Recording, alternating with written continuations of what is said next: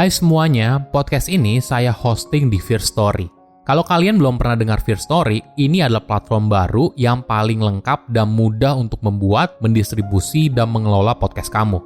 Nah, jadi Firstory itu bisa kamu gunakan 100% gratis. Kamu bisa mengupload episode terjadwal dan mendistribusikan podcast kamu di semua platform podcast di Indonesia.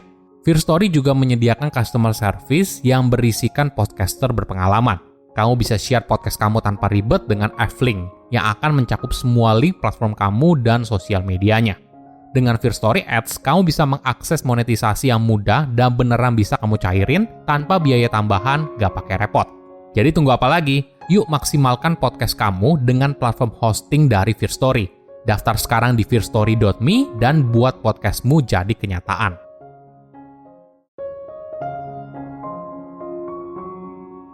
Memori manusia tidaklah sempurna. Ada kalanya memori ini justru mengecewakan kita di waktu kita sangat membutuhkannya. Tapi dengan latihan yang tepat, mungkin saja kamu bisa memperkuat ingatan yang kamu miliki.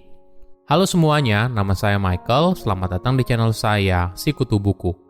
Kali ini saya akan bahas kenapa kita suka lupa di waktu yang tidak tepat.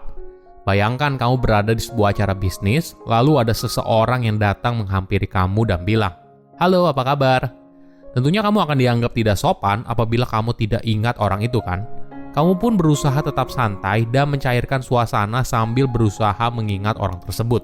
Kamu kenal orang itu, tapi kelihatannya sangat sulit untuk mengucapkan siapa nama orang itu. Mungkin situasi ini familiar buat kamu. Ingatan kita kadang mengecewakan di saat kita sangat membutuhkannya. Kenapa hal ini terjadi? Mungkin saja ini ada kaitannya dengan latihan memori. Kita jarang sekali melatih otak untuk mengingat sesuatu. Kita berasumsi apabila kita sudah mengetahui sesuatu, maka otomatis kita akan mengingat hal tersebut. Sayangnya, memori tidak bekerja seperti itu. Memori suka sekali dengan sebuah makna. Ketika kamu tidak memberikan makna atau cerita dari sebuah informasi, maka kemungkinan besar kamu akan melupakan informasi tersebut. Sebelum kita mulai, buat kalian yang mau support channel ini agar terus berkarya, caranya gampang banget, kalian cukup klik subscribe dan nyalakan loncengnya. Dukungan kalian membantu banget supaya kita bisa rutin posting dan bersama-sama belajar di channel ini. Apakah kamu pernah lupa nama seseorang atau lupa sebuah meeting yang penting? Ada sebuah kisah yang menarik bagaimana sebuah ingatan punya andil besar dalam hidup seseorang.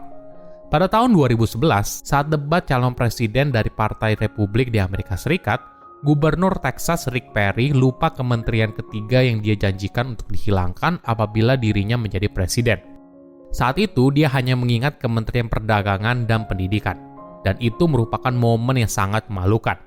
Bayangkan momen di mana sebuah ingatan sangat dibutuhkan, malah informasi tersebut tidak kunjung muncul ketika berusaha ditarik ulang.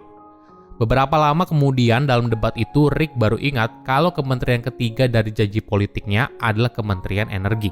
Performanya yang buruk dalam debat tersebut membuat dia kehilangan kursi untuk maju menjadi kandidat presiden dari Partai Republik.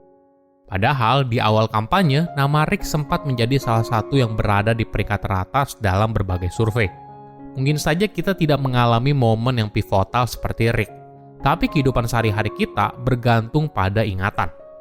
Pergi ke sebuah acara penting, mengingat hari ulang tahun dari orang yang kita cintai, bekerja di kantor, dan sebagainya, semua ini bergantung pada memori. Kegagalan kita dalam mengingat sesuatu bisa memiliki dampak yang beragam. Mungkin ada yang tingkatnya tidak terlalu signifikan hingga membuat kita bisa kehilangan harta kekayaan yang jumlahnya sangat besar. Pada tahun 2011, warga San Francisco, Amerika Serikat bernama Stephen Thomas membeli Bitcoin dengan harga yang sangat murah. Dia memutuskan untuk menyimpan Bitcoin dan berharap nilainya akan meningkat seiring waktu. Benar saja, pada tahun 2021, Bitcoin sempat mencapai rekor harga tertinggi senilai 890 juta rupiah per koin. Artinya nilai aset Bitcoin Thomas pada saat itu mencapai 3,2 triliun rupiah. Sayangnya, dia lupa password dari dompet digitalnya. Thomas sudah mencoba berbagai cara untuk mengingat, tapi tetap tidak berhasil. Dia bahkan sempat merekrut hacker untuk membuka passwordnya, tapi gagal. Akhirnya, Thomas menghancurkan hard drive yang berisi dompet digital tersebut. Dia merasa ini adalah cara terbaik untuk melindungi Bitcoin agar tidak jatuh ke tangan orang yang salah. Tentu saja, ini kisah yang menyedihkan. Bayangkan kamu kehilangan harta sebesar itu hanya karena kamu tidak bisa mengingat sebuah password. Thomas tidak sendirian. Beberapa ahli mata uang kripto memperkirakan 20% pemegang Bitcoin di seluruh dunia tampaknya hilang atau berada dalam kondisi dompet digital yang tidak bisa diakses. Oke, jadi kenapa ingatan kita justru mengecewakan di saat kita sangat membutuhkannya? Dalam hidup, mungkin kita percaya ketika kita sangat menginginkan sesuatu, maka mungkin saja hal itu akan terwujud. Hingga ada pepatah yang mengatakan, usaha tidak akan mengkhianati hasil. Sayangnya, ketika kita sangat ingin mengingat sesuatu, hal ini tidak ada pengaruhnya dalam kemampuan kita untuk mengingat. Mungkin ini ada kaitannya dengan kebiasaan kita yang seringkali tidak melatih memori dan hanya melakukan hal yang mudah. Analoginya gini, kamu punya teman yang ingin memperkuat tubuhnya dengan melakukan push up. Tapi ketika kamu bertemu dia, temanmu itu tidak melakukan push up secara full, tapi dibantu dengan lutut. Kamu pun bertanya, kenapa nggak coba aja langsung push up secara full? Teman kamu menjawab, kalau dia sudah mencobanya, tapi karena sulit, dia kembali lagi push up dengan lutut. Jadi dia bisa melakukan push up dengan jumlah yang banyak. Situasi yang sama juga terjadi ketika kamu ingin berlatih memperkuat memori. Mungkin saja kamu melakukan hal yang nyaman dan mudah.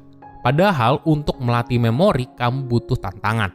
Dengan tantangan yang tepat, kamu bisa memperkuat memori dalam jangka panjang. Nah, bagaimana cara memperkuat memori? Pertama, memori itu suka dengan sebuah makna. Ketika sesuatu bermakna bagi kita, maka bagian dari apa yang ingin kamu ingat akan terhubung satu sama lain. Ketika kamu mengingat salah satu bagian, maka kamu akan mengingat seluruhnya. Misalnya, ketika kamu membaca sebuah buku, jangan cuma berhenti dengan membacanya saja. Coba tuliskan apa yang kamu pelajari dari buku itu. Hubungkan dengan pengalaman apa yang telah kamu pelajari sebelumnya, dan sebagainya. Cara ini akan membantu kamu lebih mengingat informasi tersebut, karena kamu memberi makna dari ingatan itu.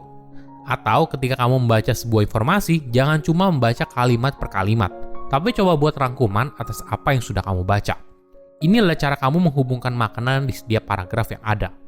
Kedua, latihan elaborative interrogation. Jadi elaborative interrogation adalah sebuah strategi belajar di mana kamu mengajukan pertanyaan atas apa yang kamu pelajari. Pertanyaannya bisa beragam, bisa berkaitan dengan materi yang dipelajari, hubungannya dengan hidup kamu, atau korelasinya dengan apa yang sudah kamu ketahui sebelumnya. Dengan bertanya, kamu dipaksa untuk berpikir secara mendalam atas informasi tersebut dan membuat korelasi. Contoh pertanyaannya bisa begini, kenapa hal ini penting? Apa contohnya dalam dunia nyata? Apa kaitannya dengan informasi yang sudah saya ketahui? Cara ini akan membantu kamu tetap fokus atas apa yang sedang kamu pelajari. Ketiga, gunakan sebuah cerita. Cerita merupakan sebuah metode yang efektif karena sebuah cerita punya hubungan di antara setiap informasi yang ada. Ini merupakan karakteristik dalam sebuah cerita di mana sebuah kejadian B disebabkan karena kejadian A. Kenapa hal ini penting? Karena kita mengingat berdasarkan sebuah tanda, dan tanda inilah yang memberikan kamu petunjuk. Misalnya kalau ada orang yang bilang garam, mungkin kamu menjawab lada karena kamu sering mendengar kata salt and pepper. Dua hal ini berkaitan dalam sebuah memori. Tentu saja, walaupun kita berusaha semaksimal mungkin untuk melatih memori, ada kalanya kita gagal mengingat sesuatu. Ini adalah hal yang wajar. Di era sekarang, kamu bisa menggunakan bantuan eksternal untuk mengingat. Misalnya, kamu menggunakan aplikasi reminder, kalender, alarm, to-do list, dan sebagainya. Alat ini akan membantu kita untuk mengingat sesuatu dan sangat membantu sekali dalam bekerja. Misalnya, ketika kamu tidak menjadwalkan sebuah meeting di kalender, mungkin saja kamu lupa atas janji tersebut. Silahkan komen di kolom komentar pelajaran apa yang kalian dapat ketika tahu informasi ini. Selain itu, komen juga mau tahu informasi apa lagi yang saya review di video berikutnya. Saya undur diri, jangan lupa subscribe channel YouTube Sikutu Buku. Bye-bye.